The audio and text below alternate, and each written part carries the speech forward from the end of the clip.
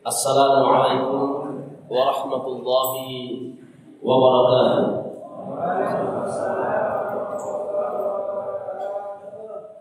Alhamdulillahilladzi amtanna ala ibadihil mu'minin bi bi'satir rasulis shadiqil amin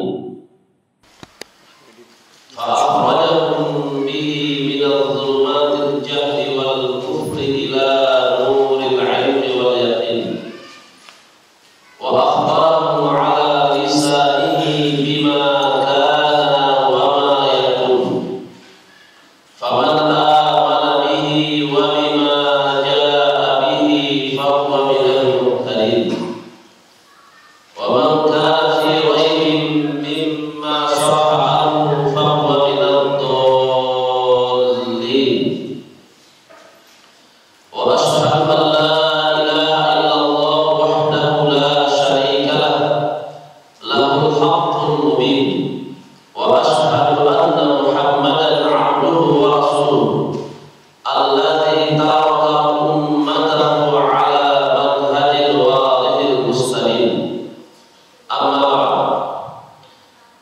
Para jemaah sekalian, semoga Allah Subhanahu wa taala senantiasa menjaga kita sekalian. Alhamdulillah kita kembali dikumpulkan oleh Allah Subhanahu wa taala di masjid ini. Mudah-mudahan Allah Subhanahu wa taala senantiasa memberikan kepada kita sekalian kesehatan dan kekuatan sehingga kita senantiasa melaksanakan aktivitas ibadah kita kepada Allah Subhanahu wa taala. Para jemaah sekalian, pada kesempatan kali ini insyaallah kita akan membahas suatu pembahasan apakah kita dicintai oleh Allah Subhanahu wa taala? Apakah kita dicintai oleh Allah Subhanahu wa taala? Kalimat ini seharusnya setiap pribadi seorang muslim atau muslimah menanyakan dirinya atau bertanya kepada dirinya, apakah saya termasuk orang yang dicintai oleh Allah atau tidak? Karena semua orang menyeluruh dirinya bahwa saya mencintai Allah. Semua manusia, semua kelompok mengatakan saya mencintai Allah. Akan tetapi, apakah kita dicintai oleh Allah? Ini pertanyaan besar. Apakah kita dicintai oleh Allah? Sebagaimana ada seseorang laki-laki berkata kepada sahabatnya, saya mencintai si fulan. Dia merdeka mengatakan saya mencintai si fulan, tetapi apakah si fulan mencintai dia? Belum tentu. Oleh sebab itu, kita harus mengetahui tanda-tanda bahwasanya Allah mencintai seorang hamba. Bagaimana kita mengetahui bahwa Allah Subhanahu wa taala mencintai kita? Oleh sebab itu, para ulama telah mengumpulkan hadis-hadis tentang Allah Subhanahu wa taala mencintai hamba-Nya. Tanda yang pertama, bahwasanya Allah Subhanahu wa taala mencintai seorang hamba.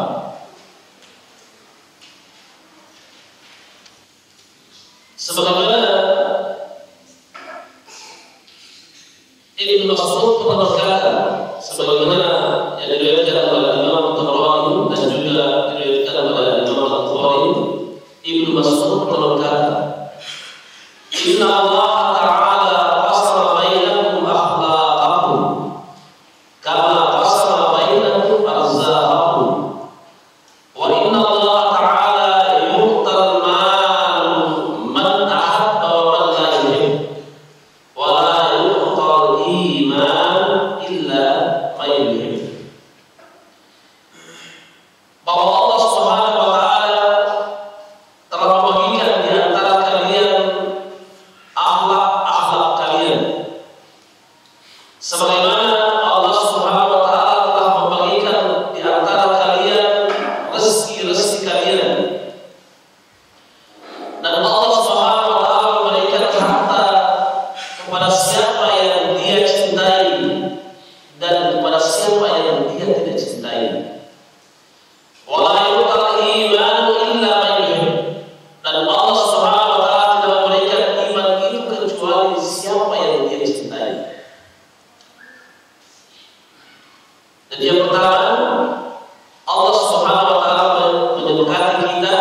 dengan keimanan. Yang pertama, Allah Subhanahu wa taala menyepakati kita dengan keimanan. Allah Subhanahu wa taala memberikan harta kepada siapa yang Dia kehendaki dari hamba-hambanya. Dia cintai ataupun Dia tidak cintai, diberikan semuanya. Orang mukmin yang beriman kepada Allah, orang Islam yang lalai dari Allah, berbuat maksiat kepada Allah, diberikan rezeki oleh Allah. Orang kafir diberikan rezeki oleh Allah Subhanahu wa taala. Bahkan rezekinya melebihi rezeki kebanyakan dari kaum mukminin. Allah Subhanahu wa taala yang memberi rezeki. Tidak ada yang campur kita sebagai hamba Allah Subhanahu wa taala tentang masalah rezeki. Allah yang mengatur.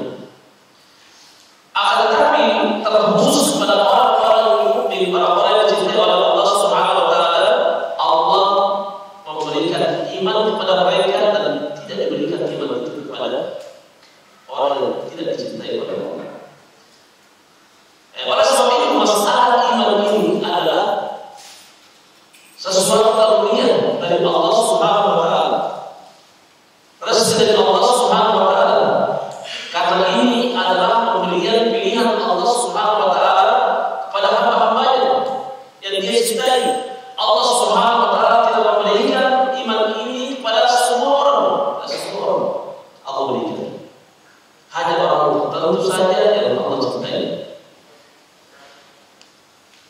Kalau seseorang memiliki keimanan, dia rajin sholat berjamaah di masjid, ini adalah amalan keimanan. Dia rajin berpuasa, dia rajin bersedekah, dia bertawaf kepada Allah Subhanahu wa taala, dia beribadah sesuai dengan apa yang diperintahkan oleh Allah dan Rasul-Nya. Keimanan mereka yang membuat dia melakukan semuanya itu, sehingga dengan keimanan yang dia miliki ini, Allah Subhanahu wa taala mencintainya. Karena Allah menanamkan keimanan dalam jiwa amal tersebut.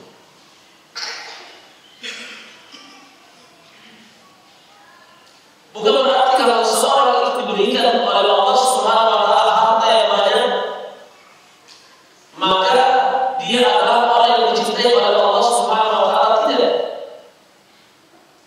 Bukan karena harta yang banyak tanda bahwa orang itu dicintai oleh Allah Subhanahu wa taala. Apakah kalian tidak melihat berapa banyak orang-orang kafir diberikan harta yang lebih banyak? Bahkan orang kafir adalah orang yang terkaya di muka bumi ini. Allah berkeras kepada orang-orang kafir. Dia ingat kepada Allah Subhanahu wa taala. Bukan orang yang tidak memiliki agama. Mereka memiliki harta miliaran. Sekian hartanya banyak sekali. Allah memberikan kepada mereka. Akan tetapi Allah Subhanahu wa taala tidak memberikan kepadanya iman. Karena iman itu hanya terkhusus kepada orang-orang pilihan Allah. Oleh karena itu, di antara tanda bahwa Allah Subhanahu wa taala mencintai hamba itu, Allah Subhanahu wa taala menjadikan engkau orang beriman dan tidak menjadikan engkau orang kafir. Allah Subhanahu wa taala menjadikan engkau orang muslim yang beriman kepada Allah, bukan muslim yang tidak beriman kepada Allah. Artinya apa? Dia muslim, sama-sama muslim, tapi ada muslim yang bertauhid kepada Allah. Ada muslim yang benar-benar menjadikan Rasulullah adalah qudwah mereka. Ada orang muslim yang berbuat syirik kepada Allah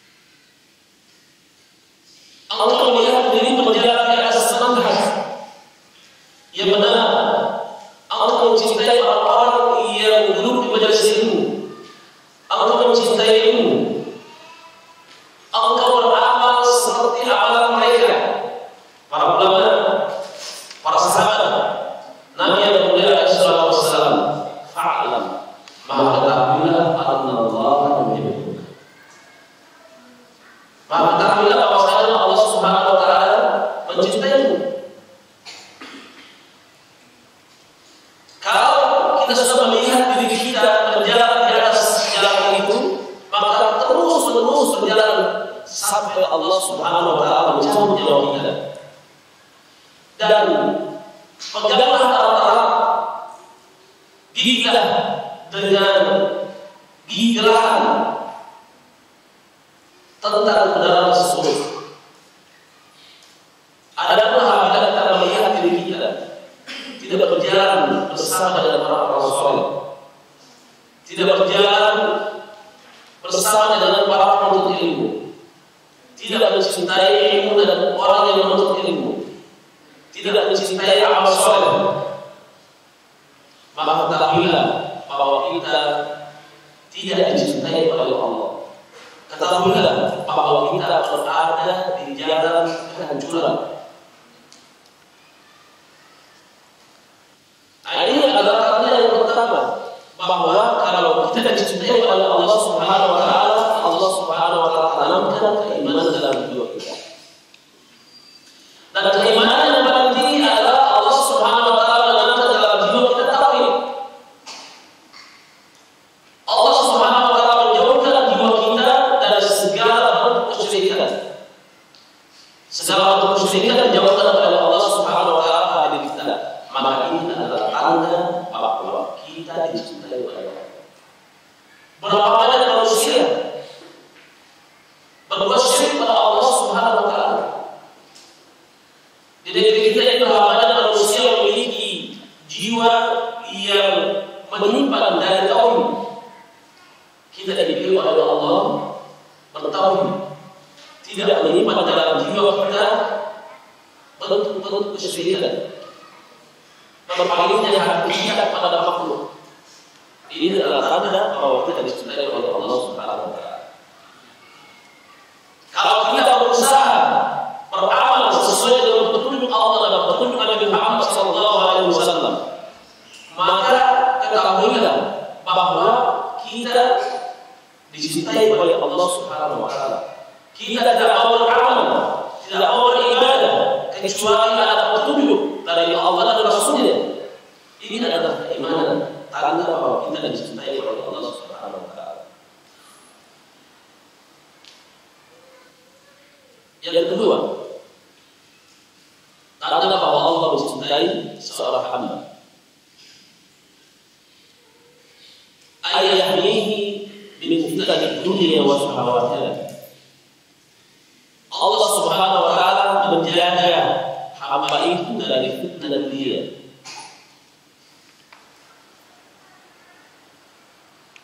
Allah Subhanahu wa taala menjaga hamba itu dari fitnah dunia.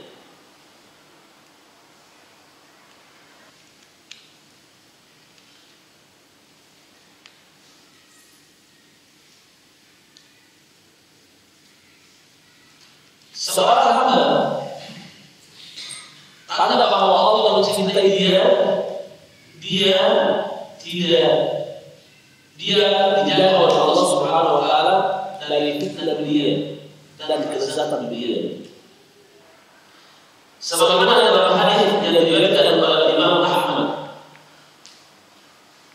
dari jalan Mahmud bin Nabi radhiyallahu anhu, Nabi sallallahu alaihi wasallam qala, inna Allah azza wa jalla yahdi 'abdahu mu'min fi dunya.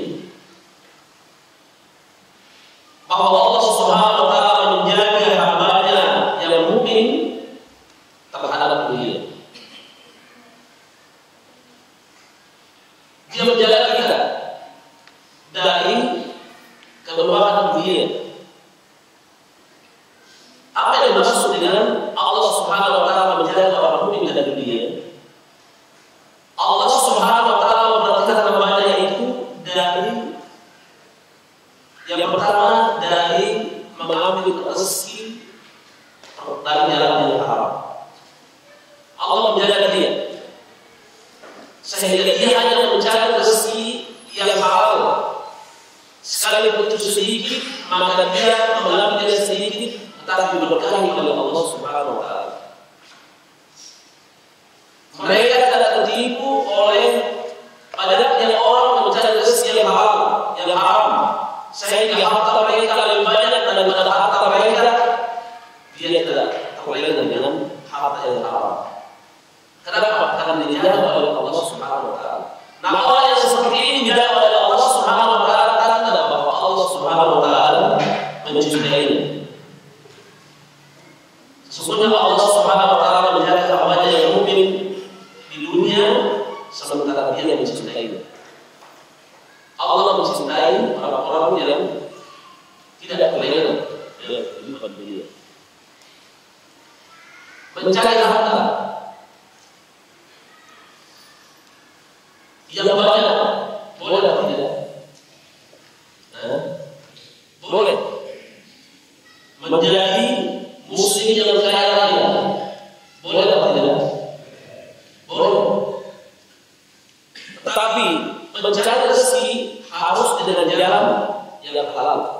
Tidak boleh mengambil harta yang haram, yang diharamkan oleh Allah Subhanahu wa taala. Dia bermuamalah, dia berusaha, berbisnis dengan yang halal, bukan dengan yang haram.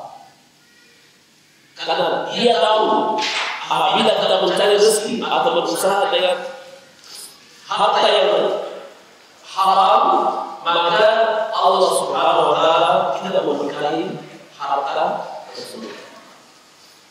Sehingga mereka bersabar dengan harta yang halal. Dengan harta yang halal ini dia menjadi tenang, jiwanya menjadi tenang. Sekalipun dia berada di tempat yang sempit, sekalipun dia berada di tempat yang sangat jauh dari keramaian, sekalipun dia berada di tempat yang sangat jauh dari perkotaan, namun hati dia tenang karena rezeki yang dia dapatkan dan dia makan adalah rezeki yang halal.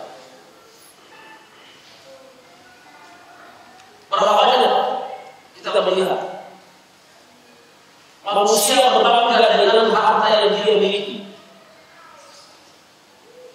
Dia bangga di hadapan keluarganya, di hadapan sahabat-sahabatnya, di hadapan teman-temannya dengan harta yang dia miliki. Namun harta yang dia miliki adalah harta yang haram. Dia mengambil itu dengan cara penipuan. Dia mengambil harta itu dengan cara kebohongan. Dia mengambil harta itu dengan cara korupsi. Dia mengambil harta itu dengan cara riba. Sehingga dengan harta yang dia miliki ini membuat jiwa dia tidak tenang. Pandangan kita melihat dia adalah orang yang bahagia. Dia berada di rumah yang mewah, bagaikan istana. Yang parkir di hadapan rumah dia adalah mobil yang mewah. Namun apabila dia mengambil dari harta yang haram, hati mereka hampa. Hati mereka hampa. Kata Allah Subhanahu wa taala, jadi siapa yang mengambil harta yang haram tidak bisa merasakan kebahagiaan yang hakiki. Kita melihat contoh para pencuri. Orang yang mencuri mengambil harta dengan jalan mencuri. Apakah itu namanya korupsi atau dia merampok? Maka dia tidak tenang. Karena dia merasa hidupnya ada orang yang mencari dia, ada orang yang mengawasi dia, sehingga dia merasa tidak tenang dalam hidupnya. Orang yang korupsi tidak tenang di hidupnya. Siapa tahu ada yang tahu tentang perbuatan saya ini, saya bisa masuk dalam jalan. Tetapi orang yang mengambil harta dengan jalan yang halal sekali sedikit, jiwa dia tenang. Nah, Allah Subhanahu wa taala apabila mencintai seorang hamba, maka dia dijaga oleh Allah di dunia ini. Di hadis yang lain disebutkan bahwasanya jika Allahu 'amalan haram dunia. Apabila Allah Subhanahu wa taala mencintai seorang hamba, dia menjadikannya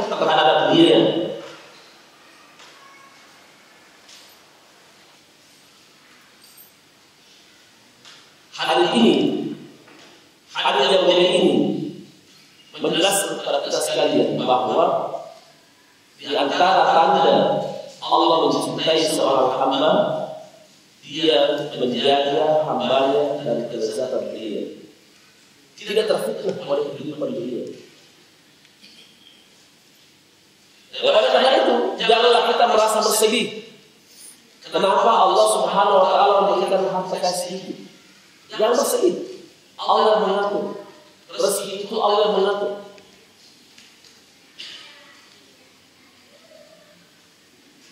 Kalau kita diberikan oleh Allah harta yang pas-pasan, kita syukuri. Karena kesyukuran itu membuat kita dicintai oleh Allah. Rasa syukur kita terhadap pembagian Allah kepada kita ini menunjukkan bahwa kita adalah hamba yang mulia. Dan orang yang bersyukur kepada Allah Subhanahu wa taala terhadap karunia yang Allah berikan kepadanya, maka Allah menambahkan nikmat itu kepadanya. Allah menambahkan nikmat itu kepadanya. La in syakartum la azidannakum. Jika engkau bersyukur, maka aku akan menambahkan nikmat itu kepadanya.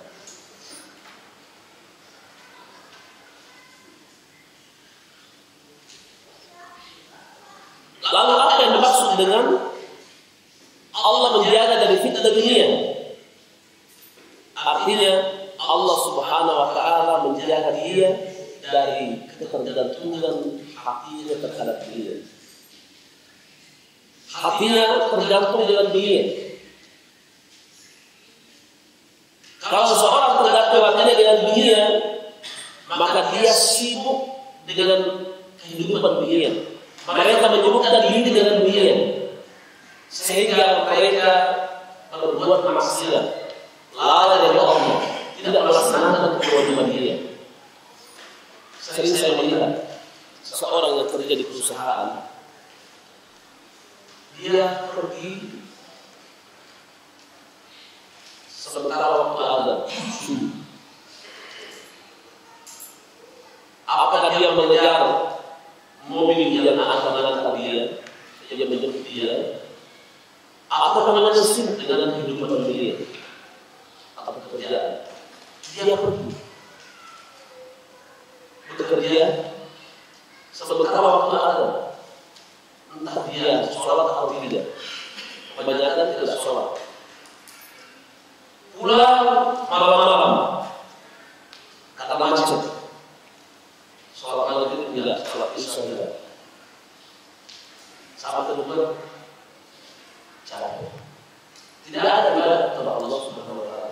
Besoknya dia demikian lagi, besoknya dia demikian lagi. Begitu seterusnya dia sampai hari kiamat. Dia tertipu dengan kehidupan dunia, sehingga kewajiban yang dia harus lakukan dia tinggalkan karena ingin mengejar kelezatan dunia. Berapa banyak manusia mereka mengejar karir, sehingga mereka berusaha bekerja agar dia berhasil mencapai dirinya. Dia berusaha berbisnis agar mencapai tujuan yang dia inginkan. Punya target, sehingga mereka memikirkan dunia setiap hari, menggantungkan hatinya kepada dunia. Dia bekerja siang dan malam. Dia bekerja siang dan malam. Akhirnya dia ditakdirkan mencapai karir yang dia inginkan. 40 tahun dia menjadi kaya raya. Dia membangun sebuah rumah pada istana. Dia memiliki kebunan pertanian. Dia memiliki tanah yang luas. Dia memiliki istri dan cantik. 40 tahun memiliki kaya, sukses dalam usaha. Ketika dia sukses dan dia membangun dunia, dipanggil oleh Allah meninggal dunia tiba-tiba. Siapa yang menikmati?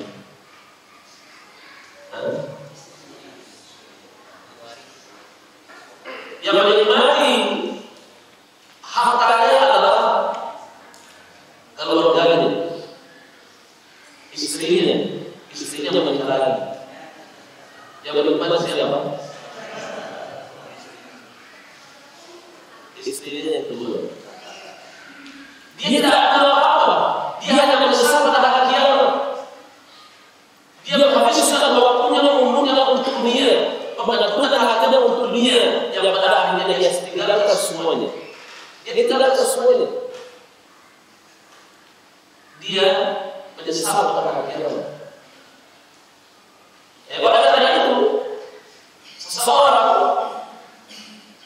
yang sungguh terhadap dunia, dia menjadikan dunia itu di tangannya, tidak menjadikan dunia itu di hatinya. Jadikanlah dunia itu di tanganmu, dan janganlah menjadikan dunia itu di hatimu. Artinya apa? Janganlah engkau menggantungkan dunia itu, hatimu itu terhadap dunia.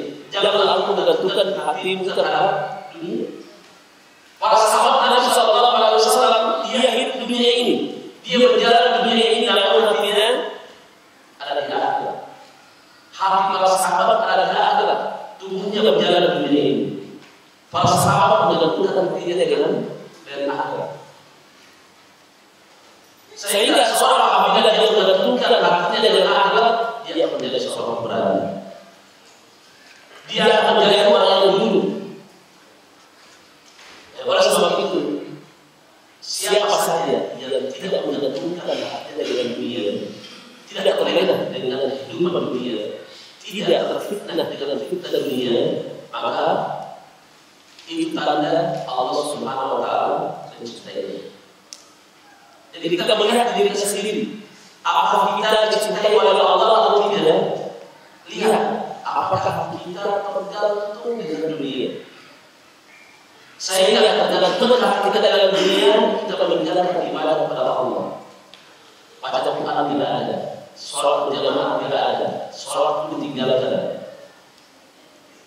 Sehingga kalau semuanya ini ditinggalkan, sholat ditinggalkan, maka ketahuilah disitulah perahu syaitan untuk menggoda manusia, sehingga dia mengambil yang diharamkan kepada Allah Subhanahu wa Ta'ala.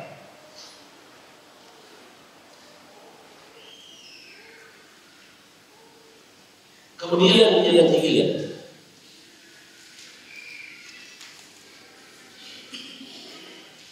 di antara tanda-tanda Allah Subhanahu wa Ta'ala mencintai seorang hamba yang mukmin, ayyuwaffiqa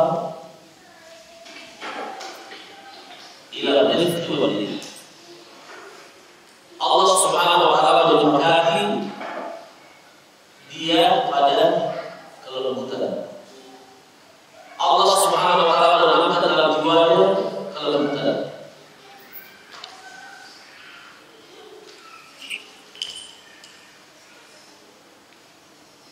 Kalau seorang hamba dia lembut, ini tanda bahwa Allah mencintai dia.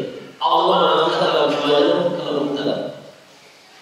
Kelembutan di sini, kelembutan terhadap agama Allah Subhanahu wa Ta'ala. Artinya dia membuka jiwanya untuk agama Allah Subhanahu wa Ta'ala. Lembut hatinya menerima agama Allah Subhanahu wa Ta'ala. Hatinya terbuka menerima agama Allah. Hatinya senang gembira menerima agama Allah Subhanahu wa Ta'ala. Dan juga dia lembut ketika dia berbicara. Dia lembut ketika berbicara kepada manusia.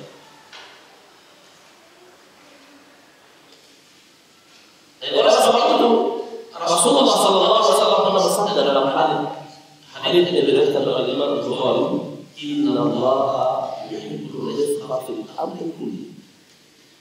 Bahwa Allah Subhanahu wa Ta'ala mencintai kelembutan dalam semua urusan. Allah Subhanahu wa Ta'ala mencintai kelembutan dalam semua urusan, dalam segala hal. Nabi Sallallahu Alaihi Wasallam mengatakan demikian, Allah mencintai orang-orang yang lembut. Kita harus lembut dalam bersikap. Kita harus lembut ketika berbicara kepada siapa saja. Kita lembut berbicara kepada sahabat kita. Kita lembut berbicara kepada tetangga kita. Kita lembut berbicara kepada istri kita. Kita lembut berbicara kepada keluarga kita. Kalau seseorang dia lembut berbicara kepada istrinya, keluarganya, tetangganya, ini tanda bahwa orang itu dicintai oleh Allah Subhanahu wa Ta'ala. Namun apabila dia kasar, dia berbicara kasar kepada tetangganya, keluarganya, istrinya, sahabat-sahabatnya, ini tanda bahwa orang ini tidak dicintai oleh Allah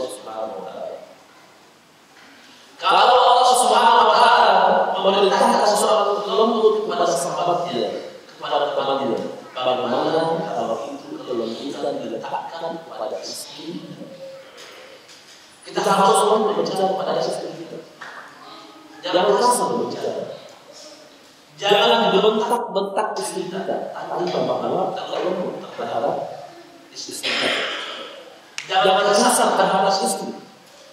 Kalau kita tidak boleh kasar terhadap orang lain, maka istri yang pantas tidak boleh kasar terhadap. Karena Muhammad tidak melihat seorang laki-laki, seorang suami, dia menghina istrinya di hadapan keluarganya.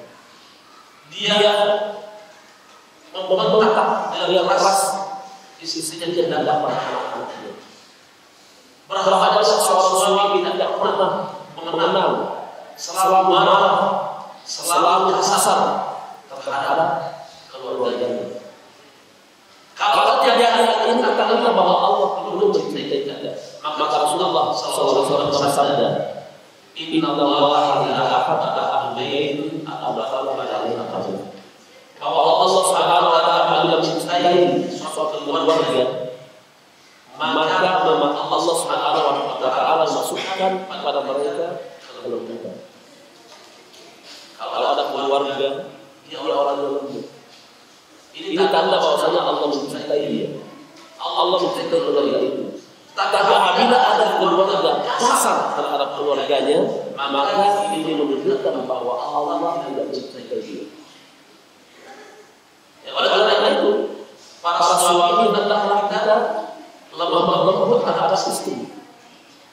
Karena Rasulullah mencintai mengatakan sesungguhnya Allah Subhanahu wa taala sangat mencintai kelembutan dalam semua hal, dalam segala hal.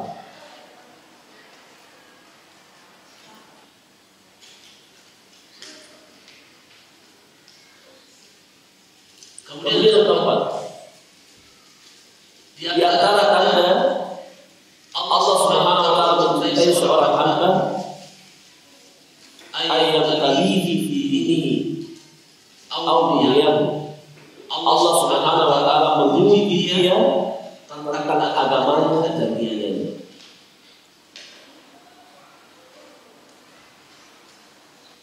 Allah Subhanahu wa taala menguji kita tentang agama kita dan menguji tentang dunia kita.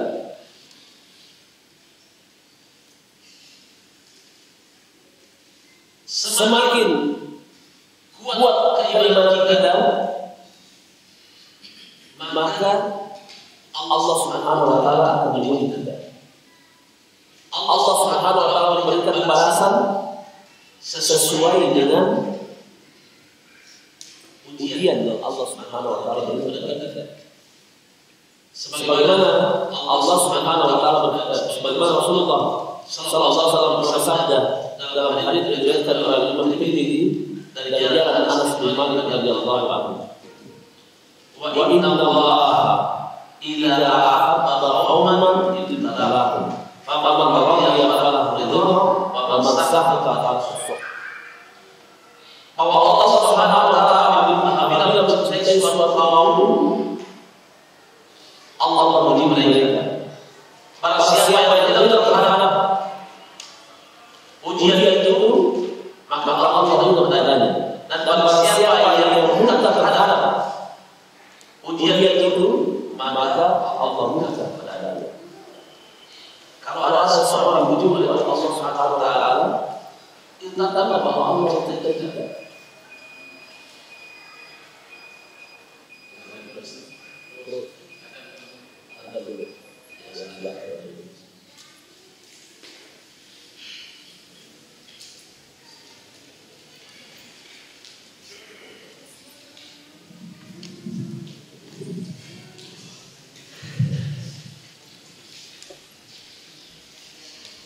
Allah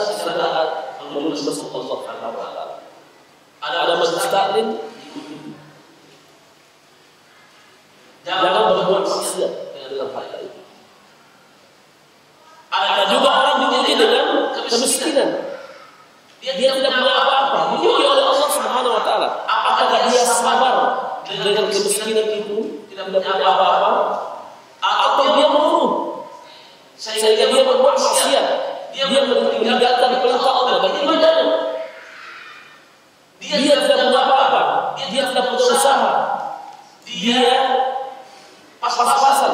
Allah memang dia yang panggilan dengan sangat mulia. Allahu Akbar, Allahu Akbar. Tidak sholat. Bahkan mereka tidak sholat. Mereka tidak sholat. Mereka bermaksiat kepada Allah Subhanahu wa taala. Mereka melakukan hal yang haram. Diuji oleh Allah Subhanahu wa taala. Apakah dia mampu bersabar dengan kesucian yang Allah Subhanahu wa taala? Diuji oleh Allah Subhanahu wa taala dengan kesucian. Allah Subhanahu wa taala menguji seorang hamba dengan kesehatan. Allah berikan kesehatan kepada dia sehat walafiat, tidak sakit. Allah tubuhnya selalu segar. Ini ujian dari Allah Subhanahu wa taala. Apakah dengan sehat ini kita bisa gunakan untuk taat kepada Allah? Kalau kita gunakan untuk taat kepada Allah, maka ketahuilah ini adalah tanda bahwa kita lulus dari dia. Namun apabila kesehatan ini kita gunakan untuk berbuat maksiat kepada Allah Subhanahu wa taala, maka ini tanda bahwa kita tidak lulus ujian, tanda bahwa kita tidak diterima oleh Allah Subhanahu wa taala. Kesehatan dia digunakan untuk berbuat halangan. Kita bisa melihat banyak dan ini menjadikan di tengah-tengah kaum muslimin. Kita melihat semoga Allah Subhanahu wa taala memberikan hidayah kepada mereka. Ibu-ibu joget di pinggir jalan. Waktu corona ada banyak corona. Alhamdulillah. Tidak ada ibu-ibu yang joget di pinggir jalan.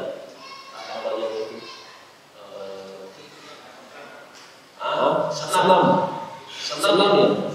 Senam. Tidak ada waktu corona, tidak ada senam. Alhamdulillah corona datang. Sekarang ini corona sudah mulai menghilang, sudah mulai lagi tampil menampilkan bentuk hidup dunia. Ini menggunakan waktu sehat untuk taat kepada Allah Subhanahu wa taala. Dia menggunakan untuk berbuat maksiat kepada Allah Subhanahu wa taala. Dan juga kita punya sehat gunakan untuk taat kepada Allah. Jangan digunakan untuk berbuat maksiat kepada Allah. Karena ini ujian. Kita diuji oleh Allah Subhanahu wa taala. Demikian juga sakit diuji oleh Allah Subhanahu wa taala. Apakah dengan sakit kita banyak mengeluh kepada manusia? Apakah dengan sakit ini kita tidak sabar menghadapinya sehingga kita berbuat kemungkaran atau tidak ridho dengan ujian Allah Subhanahu wa taala? Penyakit adalah ujian dari Allah Subhanahu wa taala. Dan ini semua nabi dan rasul diuji oleh Allah Subhanahu wa taala. Diuji oleh Allah Subhanahu wa taala. Semua nabi dan rasul diuji oleh Allah Subhanahu wa taala. Nabi Nuh diuji oleh Allah Subhanahu wa taala. Dia berdakwah 950 tahun tidak ada pengikut. Cuma 9 orang. Nabi Nuh diuji. Apakah Nabi Nuh bersama dalam berdakwah 950 tahun yang ikut cuma 9 orang? Berarti 100 tahun dia berdakwah 1 orang yang ikut. Tapi Nabi Nuh bersama lulus dia. Nabi Ibrahim diuji oleh Allah Subhanahu wa taala ketika dia mendakwahkan dakwah tauhid. Dia dibakar. Nabi Ibrahim sabar. Ketika dia dibakar, dia diuji oleh Allah Subhanahu wa taala. Nabi Muhammad SAW diuji dengan sakit. Nabi SAW diuji dengan sakit. Nabi diuji dengan sakit panas, demam. Dan demamnya Nabi SAW tidak ada demam yang menyamai manusia sedahnya. Nabi SAW sangat panas. Kalau kita menaruh termometer di badan, apabila mencapai 60 itu sangat tinggi atau lebih daripada 60 sangat tinggi. Nabi bisa sampai 100 panasnya. Sehingga Nabi tidak kuat jalan, tidak bisa ke masjid sholat berjamaah karena sakit. Diuji, Nabi Muhammad diuji selama 3 hari. Setelah itu Nabi meninggal dunia. Diuji.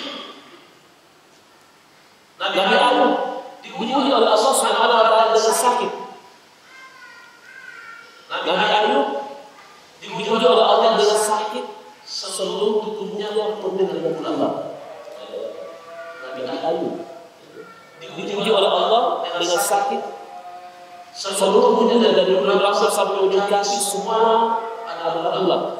Daging tidak kelihatan, semuanya adalah ular. Buat kecil. Namun Nabi Ayub dia bersabar. Dia mengatakan bahwa semuanya ini adalah ujian dari Allah Subhanahu wa taala.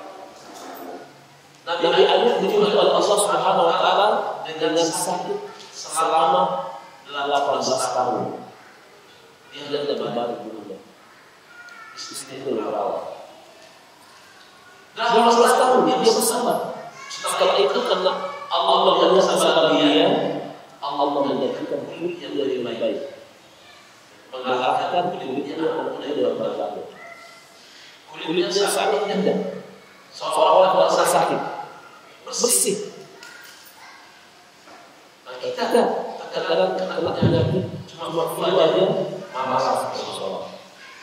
Cuma flu aja tidak mau belajar. Usus kepala sedikit, tidak mesti usus sedikit.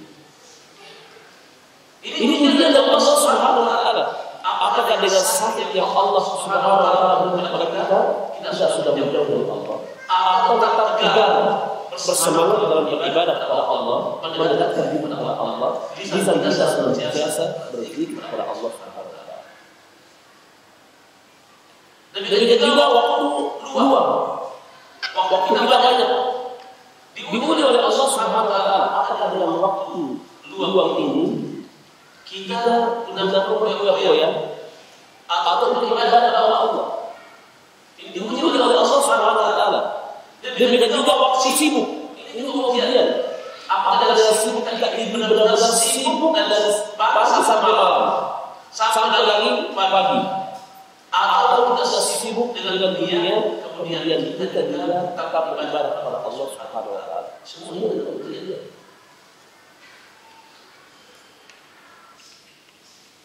Allah Subhanahu wa taala menguji seorang hamba tentang agamanya. Apabila kita melihat sahabat-sahabat Nabi sallallahu alaihi wasallam itu diuji dengan agama dia. Bilal bin Rabah. Siapa yang tidak mengenal sejarah Bilal bin Rabah? Mu'adzin pertama Rasulullah sallallahu alaihi wasallam. Dia masuk Islam. Dia diuji oleh Allah Subhanahu wa taala. Dia dicambuk agar dia mengenal dengan agamanya, diuji tentang agamanya. Apakah Bilal bin Rabah dengan ujian itu disiksa, dicambuk sampai tubuhnya berdarah? Apakah dia keluar dari agamanya atau tidak? Namun Bilal bin Rabah tetap tegak di agamanya. Diuji oleh Allah. Ketika dia tidak mau dicambuk tidak keluar dari agama Allah Subhanahu wa taala, tidak mau mengikuti ajaran kesyirikan, diangkatlah sebuah batu besar di atas punggungnya, di atas dadanya. Disuruh keluar dari agama Allah Subhanahu wa taala, disuruh keluar dari agama Islam. Sehingga Bilal terasa sakit dan sesak nafas. Disuruh keluar dari agama Islam. Tidak. Saya tetap berada di atas agama Allah. Saya tetap beragama sebagaimana agama Nabi Muhammad sallallahu alaihi wasallam. Akhirnya karena dia tidak berkeluar, naiklah orang yang besar di atas batu yang besar, di atas dada Bilal. Sehingga Bilal seolah-olah dia akan mati. Disuruh dari agama Allah Subhanahu wa taala tidak. Artinya hanya Allah Subhanahu wa taala yang bersembah. Diuji oleh Allah Subhanahu wa taala agamanya. Kalau kita di Indonesia banyak sekali yang hanya kemiskinan dia dikasih demi keluar agama. Dikasih harta yang banyak sudah tidak mau lagi sholat berjamaah. Para sahabat, sejarah para sahabat diuji agamanya. Kita melihat Suhaib Ar-Rumi. Siapa yang tidak mengenal sejarah Suhaib Ar-Rumi? Dia adalah orang yang kaya raya. Tadinya dia miskin, kemudian dia di Mekah menjadi pedagang sehingga dia sukses menjadi kaya raya. Orang musyrik yang kaya raya namanya adalah Nasrani. Kemudian dia mendengarkan ada agama Islam, ada nabi yang diutus oleh Allah bernama Muhammad. Maka tertarik jiwanya ingin bertanya kepada nabi yang diutus oleh Allah tentang agama yang dia bawa. Kemudian dijelaskan oleh Nabi sallallahu alaihi wasallam, maka Suhaib bin tertarik dengan agama itu masuk agama Islam. Setelah dia masuk agama Islam, diuji oleh Allah Subhanahu wa taala. Dia harus hijrah ke mana? Ke Madinah. Dia harus hijrah ke Madinah. Ketika dia mau hijrah, dilarang dicegah oleh orang-orang kafir. Kamu tidak bisa hijrah wahai Suhaib ke Madinah karena kamu punya harta yang banyak. Kamu dinikahi miskin, juga kamu kaya raya. Kemudian apa kata Suhaib ini? Ara'aytum in taraktu lakum mali atafalluna sabili. Bagaimana pendapatmu kalau aku berikan seluruh hartaku kepadamu, apakah kau biarkan aku lolos hijrah ke Madinah? Apa jawaban orang kafir ini? Kalau itu bagus. Silakan hijrah ke Madinah, tapi seluruh hartamu berikan kepada kami. Ada seorang mukmin memberikan seluruh hartanya, seluruh usahanya di Mekah dan dia lolos ke Madinah. Diuji oleh Allah Subhanahu wa taala, Suhaib diuji tentang hartanya, tentang agamanya. Dia tidak bisa melaksanakan agama yang Mekah, disuruh hijrah ke Madinah. Dan di Madinah masyarakat Madinah menjadi agama Islam. Diuji. Oleh karena itu, apabila kita ingin dicintai oleh Allah Subhanahu wa taala, ya kita harus siap untuk diuji. Siap untuk diuji. Karena para nabi dan rasul diuji oleh Allah Subhanahu wa taala. Semakin banyak meningkat keimanan kita, semakin diuji oleh Allah Subhanahu wa taala.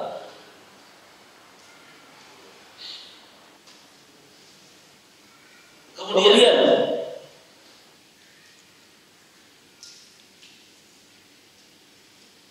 berkata Luqman Al-Hakim pada anaknya. Luqman Al-Hakim berkata pada anaknya, "Ya bunayya, inna dhahaba wal fidda yahtabiran bin-nar." Wahai anakku, emas dan perak itu diuji dengan api. Untuk mengetahui ini emas atau bukan, diuji dengan api. Wal mu'min yahtabiru bil bala. Orang mukmin itu diuji dengan bencana, dengan musibah. Kemudian yang kelima, tanda bahwa Allah Subhanahu wa taala mencintai seorang mukmin. Ayu ajila lahu uqubatu dzambihi fid dunya. Disegerakan balasan dosanya di dunia. Disegerakan balasan dosanya di dunia. Seseorang apabila dia beriman kepada Allah Subhanahu wa taala, seorang hamba apabila dia melakukan dosa, maka tanda bahwa Allah mencintai dia disiksa dengan dosanya di dunia. Bukan di akhirat, ya, di dunia. Kalau dia melakukan dosa, maka di dunia dia diberikan balasannya. Contoh pada zaman Rasulullah sallallahu alaihi wasallam. Hadis yang diriwayatkan oleh Imam Ahmad dari jalan Abdullah bin Mughaffal. Bahwasanya ada seorang laki-laki bertemu dengan seorang wanita mantan pelacur. Anna rajulan laqiya imra'atan kanat baghiyah fil jahiliyah. Jadi laki-laki ini bertemu dengan mantan pelacur, bekas pelacur pada zaman jahiliyah. Lalu laki-laki ini dia mengajak wanita yang maka ini untuk berzina. Maka wanita ini berkata kepada laki-laki itu, sesungguhnya Allah Subhanahu wa taala menghilangkan kesyirikan dan mendatangkan Islam. Sesungguhnya Allah Subhanahu wa taala menghilangkan kesyirikan di tengah-tengah jahiliyah. Lalu Allah mendatangkan Islam. Maka laki-laki ini hatinya terkena dengan nasihat ini. Akhirnya tidak jadi. Dia tidak mau berbuat zina. Akhirnya dia berpaling ke belakang. Akhirnya dia meninggalkan wanita ini. Kemudian dia balik ke belakang, nabrak tembok. Mukanya berdarah. Kemudian laki-laki ini datang kepada Nabi Sallallahu Alaihi Wasallam. Laki-laki ini datang kepada Nabi Sallallahu Alaihi Wasallam. Dia menceritakan kisahnya dia mengajak wanita untuk berzina. Lalu dia tidak jadi melakukan persinahan itu, kemudian dia nabrak tembok, kakinya luka. Maka Nabi Sallallahu Alaihi Wasallam berkata, "Anta abdun arada Allah bika khairan." Engkau adalah hamba yang Allah Subhanahu wa taala inginkan kepadamu kebaikan. Kemudian Nabi sallallahu alaihi wasallam berkata, "Jika arada Allah azza wa jalla bi 'abdihi khairan, 'ajjala lahu khurran dzambihi." Apabila Allah Subhanahu wa taala menginginkan hambanya suatu kebaikan, Allah menyegerakan siksaan dosanya. Dengan dia menabrak tembok, dia Allah ingin menghapus dosanya. Dia mengajak orang untuk berzina. Dia ingin dia berzina. Demikian Allah memberikan hukuman atau siksaan balasan atas dosa tentang dunia ini, tanda bahwa Allah mencintai hamba. Jangan berharap Allah saya disiksa oleh Allah pada hamba itu. Jangan. Mendingan dia disiksa. Kalau disiksa ini ya paling sakit, paling jatuh. Kalau dia akhirat, tidak akan bisa disiksa. Parah. Oleh karena itu kita harus bersabar berharap ujian yang Allah Subhanahu wa taala berikan kepada kita. Sebagaimana sebab turunnya ayat yang terdapat di surah An-Nur, katakanlah kepada orang-orang mukmin laki-laki mukmin agar mendudukkan pandangannya dari melihat wanita. Pada zaman Rasulullah SAW ada seorang laki-laki, dia melihat wanita yang cantik, sehingga dia selalu memandang sambil jalan, dia memandang wanita itu.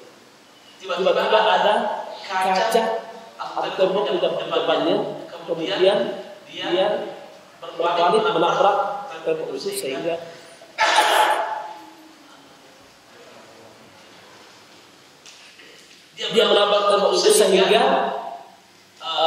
pecah dia punya hidung.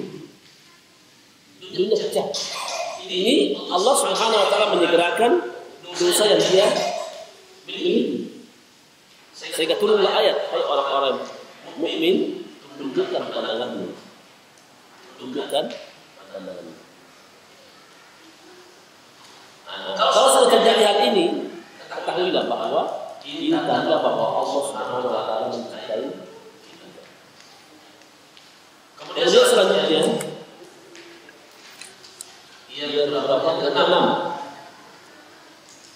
tanda bahwa Allah mencintai dia apabila seorang hamba suka menolong manusia. Suka menolong manusia, menghilangkan kesusahan orang lain. Kalau ada seorang dia hobi atau senang menghilangkan kesusahan orang lain, dia senantiasa berkhidmat menolong manusia, ketahuilah bahwa Allah mencintai orang tersebut.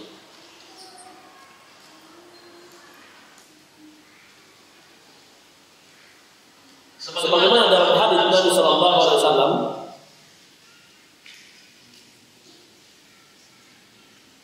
jadi Rasulullah pernah seorang datang kepada Nabi Sallallahu Alaihi Wasallam, lalu beliau berkata, "Ayyun nas ahabbu ilallah." Manusia mana yang paling dicintai oleh Allah? Maka Rasulullah mengatakan, "Ahabbun nas ilallah anfa'uhum nas." Manusia yang paling dicintai oleh Allah adalah orang yang bermanfaat kepada manusia. Oleh karena itu, jadikanlah diri kita adalah orang yang bermanfaat kepada orang lain. Jadikanlah diri kita adalah manusia yang bermanfaat kepada orang lain, sehingga kita termasuk orang yang dicintai oleh Allah Subhanahu wa taala. Kemudian itu tanda bahwa Allah mencintai seorang hamba. Allah Subhanahu wa taala memberikan akhlak yang mulia. Allah Subhanahu wa taala memberikan akhlak yang mulia.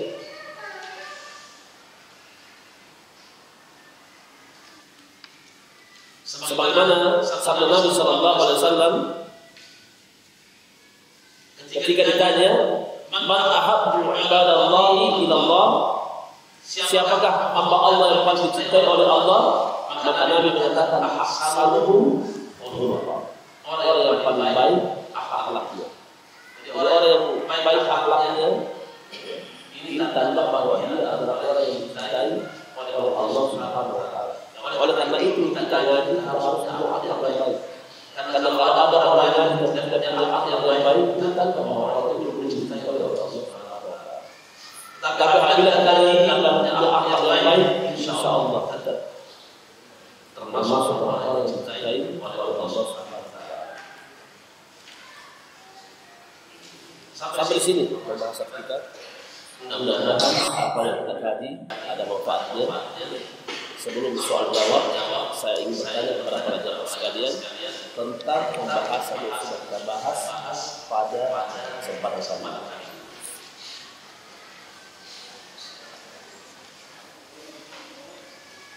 Apakah yang saya sampaikan? Apakah itu pembahasan pada malam ini?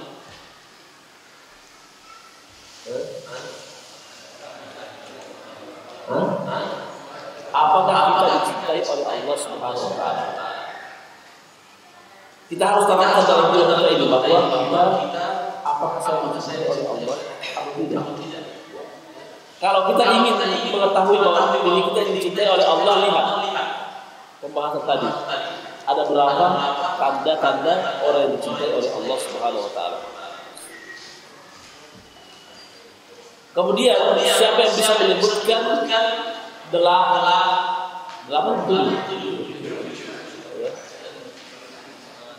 tanda-tanda orang yang dicintai oleh Allah? Jangan menulis. Siapa menulis? Katanya.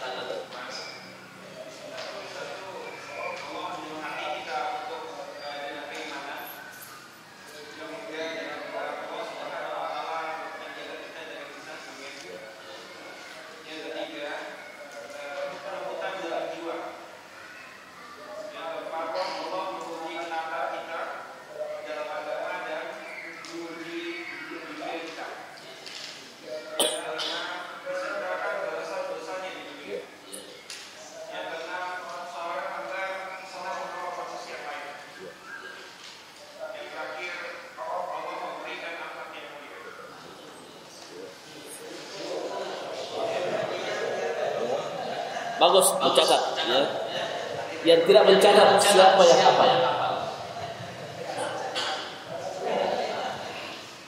Makanya harus mencatat, ya, supaya ada oleh-oleh yang bisa kita bawa, bisa kita hafal.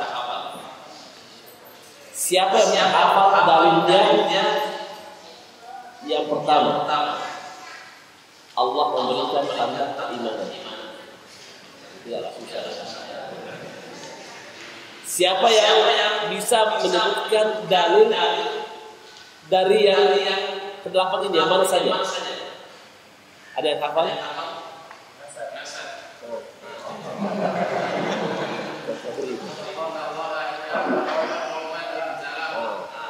Apabila Allah Subhanahu wa taala mencintai satu kaum, Allah menguji. Masuk dalilnya itu satu. Kemudian siapakah nabi yang diuji oleh Allah Subhanahu wa taala sakit selama 13 tahun? Nabi Yakub. Nabi Ayub ya. Bukan Nabi Yakub, Nabi Ayub.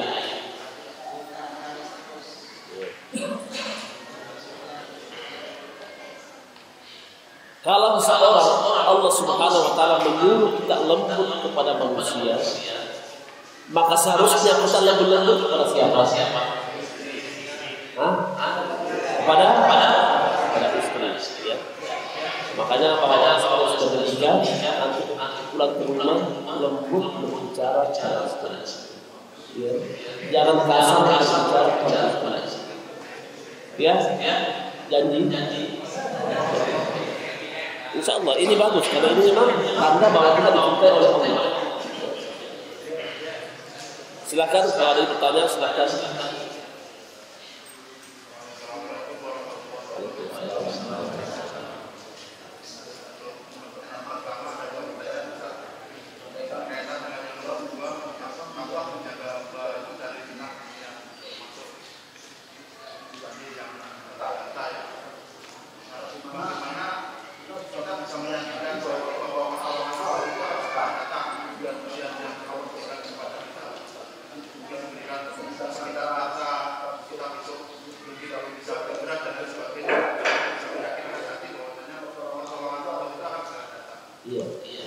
Kalau seandainya Allah Subhanahu wa taala menguji kita dengan kemiskinan, maka ketahuilah janji Allah itu pasti benar. Janji Allah pasti benar. Kalau kita bersabar dengan kemiskinan ini, maka Allah Subhanahu wa taala akan membalas dengan kesabaran kita. Kapan? Tidak tahu. Setahun, 2 tahun, 3 tahun, 4 tahun, 5 tahun, tidak tahu. Yang jelas kita disuruh sabar. Allah menguji tidak mengenal batas waktu. Kita harus sabar. Yang penting kita berusaha sehingga dengan kemauan kita berusaha dan mengambil harta yang halal bukan yang haram. Karena orang yang diuji Allah kemiskinan sudah nggak sholat yang diambil haram. Sudah nggak punya apa-apa, dia mengambil yang haram, tidak sholat, tidak beribadah kepada Allah, ini bahaya. Ya, oleh karena itu, yakinkan diri kita bahwa janji Allah pasti benar. Siapa yang beriman kepada Allah, siapa yang taat kepada Allah, siapa yang rajin sholat berjamaah setiap waktu, Allah bersih kepada harus yakin. Tapi melalui ujian. Allah pasti menolong. Allah pasti. Cuma kalau kita kapan, berapa lama kita bisa tidak tahu.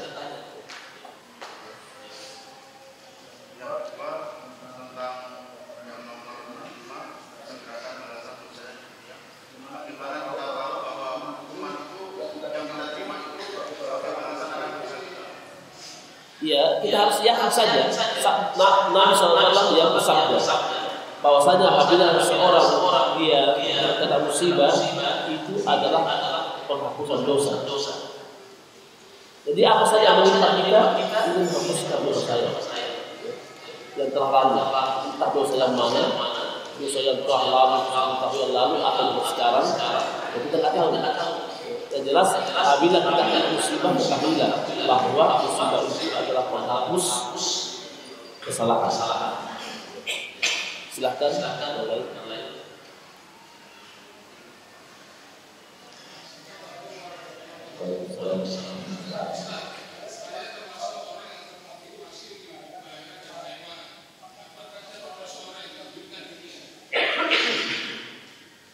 Tadi saya jelaskan bahwa boleh kaya atau tidak, boleh. Tetapi Ingin kaya jangan mengambil jalan yang haram. Berbisnis yang halal. Ya, sehingga nanti menjadi orang kaya, orang kaya menjadi orang yang kaya. Sehingga membantu Islam dan muslimin.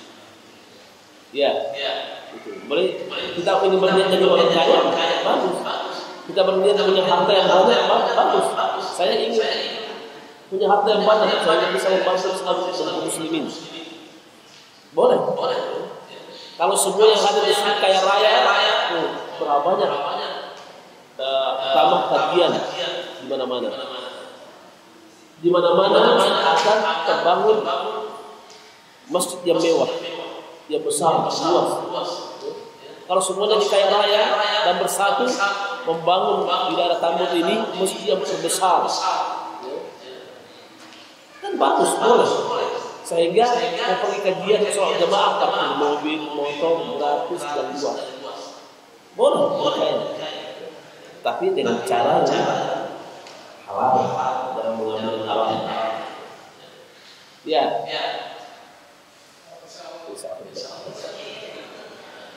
Silakan yang lainnya.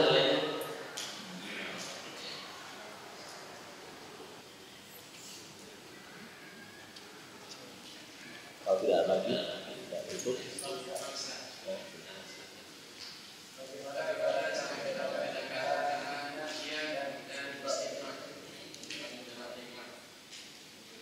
Ujian itu bagi orang yang beriman.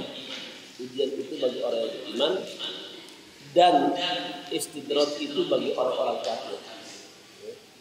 Orang-orang kafir yang dia sehat walafiat, hartanya banyak, dia berbuat maksiat tapi hartanya banyak. Itu adalah istidrat. Disuruh dia bersenang-senang, dan saya akan hukum dia yang dia tidak. Kalau orang beriman diuji. Kalau orang beriman diuji oleh Allah Subhanahu wa taala. Apakah dengan keimanan dia ini bertambah dengan ujian itu atau dia malah berkurang? Jadi orang beriman diuji oleh Allah, orang kafir itu adalah istidrat atau siksaan. Kalau orang yang beriman, orang-orang Islam dia berbuat maksiat, itu adalah istidrat. Dia tidak beriman kepada Allah Subhanahu wa taala, berbuat maksiat, dia muslim berbuat maksiat, diberikan rezeki oleh Allah banyak. Itu hanya sekedar istidrat. Diulur, ya. Silakan bersenang-senang. Nanti saya akan makan pada kita. Nanti saya akan dengan tidak. Ada yang lain?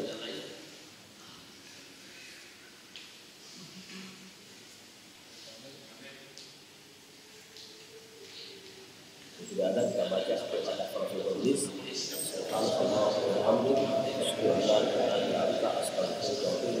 Assalamualaikum warahmatullahi wabarakatuh.